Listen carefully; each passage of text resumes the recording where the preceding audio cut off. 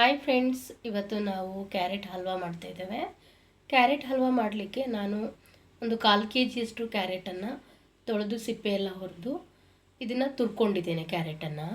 So ಅದಲ್ಲದೆ ಅರ್ಧ ಲೀಟ್ರಷ್ಟು ಹಾಲನ್ನು ಕೂಡ ತಗೊಂಡಿದ್ದೇನೆ. ಅದರ ಜೊತೆಗೆ ಗೋಡಂಬಿ ದ್ರಾಕ್ಷಿ ಕೂಡ ತಗೊಂಡಿದ್ದೇನೆ.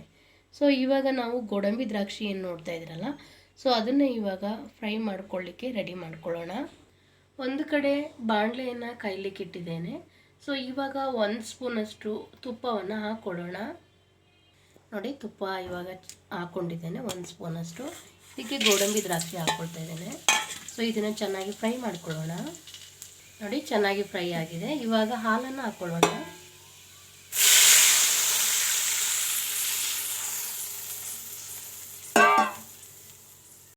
ನೋಡಿ, ಹಾಲು ಕೂಡ ಚೆನ್ನಾಗಿ ಕುದೀಲಿಕ್ಕೆ ಸ್ಟಾರ್ಟ್ ಆಗ್ತಾ ಇದೆ. ನಾನು 1 ಅಚ್ಚು ಬೆಲ್ಲ ತಗೊಂಡಿದ್ದೇನೆ, ಬನ್ನೂರು ಅಚ್ಚು. ಸೊ ಇದು ಕ್ಯಾರೆಟ್ ಹಲ್ವಕ್ಕೆ ಸಕ್ಕರೆ ಅಥವಾ ಬೆಲ್ಲ ಕೂಡ ಯೂಸ್ ಮಾಡ್ಕೋಬೋದು. ಆದರೆ ನಾನು ಕ್ಯಾರೆಟ್ ಹಲ್ವಕ್ಕೆ ಬೆಲ್ಲವನ್ನೇ ಯೂಸ್ ಮಾಡ್ತಾ ಇದ್ದೇನೆ. ಇವಾಗ ಹಾಲು ಕುದೀತಾ ಇದೆಯಲ್ಲ, ಅದರ ಜೊತೆಗೇ ಬೆಲ್ಲವನ್ನು ಕೂಡ ಹಾಕ್ಕೊಳ್ಳೋಣ. ನೋಡಿ, ಚೆನ್ನಾಗಿ ಕುದೀತಾ ಇದೆ, ಬೆಲ್ಲ ಕೂಡ ಕರಗಿದೆ. ಇವಾಗ ಕ್ಯಾರೆಟನ್ನು ನಾವು ತುರಿದಿಟ್ಕೊಂಡಿದ್ದೀವಲ್ಲ, ಸೊ ಅದನ್ನು ಇವಾಗ ಹಾಕ್ಕೊಳ್ಳೋಣ. ಇದನ್ನು ಇವಾಗ ಚೆನ್ನಾಗಿ ಮಿಕ್ಸ್ ಮಾಡ್ಕೊಳ್ಳೋಣ. ಚೆನ್ನಾಗಿ ಕುದಿಸೋಣ ಇದನ್ನು. ನೋಡಿ, ಈ ರೀತಿಯಾಗಿ ಚೆನ್ನಾಗಿ ಮಿಕ್ಸ್ ಮಾಡ್ಕೊಳ್ಬೇಕು. ಸೊ ಇದು ಒಂದು 5 ರಿಂದ 10 ನಿಮಿಷ ಚೆನ್ನಾಗಿ ಬೇಯಬೇಕು. ಇದು ಕೂಡ ನೋಡಿ ಚೆನ್ನಾಗಿ ಕುದೀತಾ ಇದೆ. ಸೊ ಹೀಗೇ ಚೆನ್ನಾಗಿ ಕ್ಯಾರೆಟ್ ಕೂಡ ಬೇಯ್ತಾ ಇದ್ರೆ ಅದರ ಪರಿಮಳ ಕೂಡ ತುಂಬ ಚೆನ್ನಾಗಿ ಬರ್ತಾ ಇದೆ.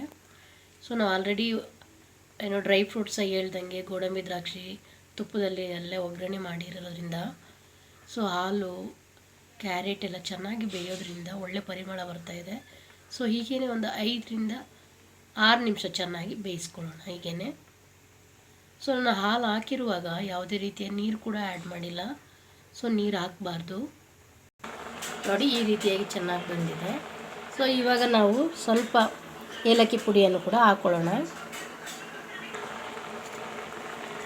ನೋಡಿ, ಏಲಕ್ಕಿ ಪುಡಿ ಕೂಡ ಹಾಕ್ಕೊಂಡಿದ್ದೇನೆ. ಸೊ ಚೆನ್ನಾಗಿ ಮಿಕ್ಸ್ ಮಾಡ್ಕೊಳ್ಳೋಣ.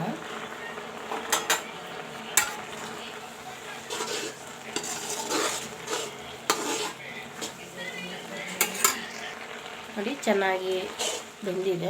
ಸೊ ಇನ್ನೊಂದು 2 ನಿಮಿಷ ಆದರೆ ಆಯಿತು. ಚೆನ್ನಾಗಿ ಕಲರ್ ಕೂಡ ಬಿಟ್ಟಿದೆ. ಕ್ಯಾರೆಟು ತುಂಬ ಟೇಸ್ಟಿಯಾಗಿರುತ್ತೆ. ಸಿಂಪಲಾಗಿ ಮನೇಲಿ ಏನಿರುತ್ತೋ ಸೊ ಅದೇ ವಿಧಾನದಲ್ಲಿ ಕ್ಯಾರೆಟ್ ಹಲ್ವಾ ಮಾಡಿಕೊಂಡ್ರೆ ತುಂಬ ರುಚಿಯಾಗಿರುತ್ತೆ. ಅಂದರೆ ಕ್ಯಾರೆಟ್ ಹಲ್ವಾ ಮೇಯ್ನಾಗಿ ಕಣ್ಣಿಗೆ ತುಂಬ ಒಳ್ಳೆಯದು. ಸೊ ಕೆಲವೊಮ್ಮೆ ವಾರದಲ್ಲಿ ಒಮ್ಮೆ ಆದರೂ ಅಥವಾ ತಿಂಗಳಲ್ಲಿ ಒಮ್ಮೆ ಆದರೂ ಈ ರೀತಿ ಮಾಡಿಕೊಂಡು ಆರೋಗ್ಯ ಕೂಡ ಚೆನ್ನಾಗಿ ನೋಡ್ಕೊಳ್ಬೋದು. ಹಲ್ವಾ ಕೂಡ ರೆಡಿಯಾಗಿದೆ. ಆಫ್ ಮಾಡ್ಕೊಳ್ಳೋಣ.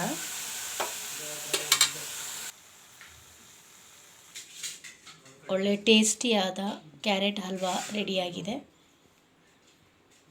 ಸೊ ನೀವು ಕೂಡ ಮನೆಯಲ್ಲಿ ಟ್ರೈ ಮಾಡಿ ಹಾಗೂ ಕಾಮೆಂಟಲ್ಲಿ ತಿಳಿಸಿ.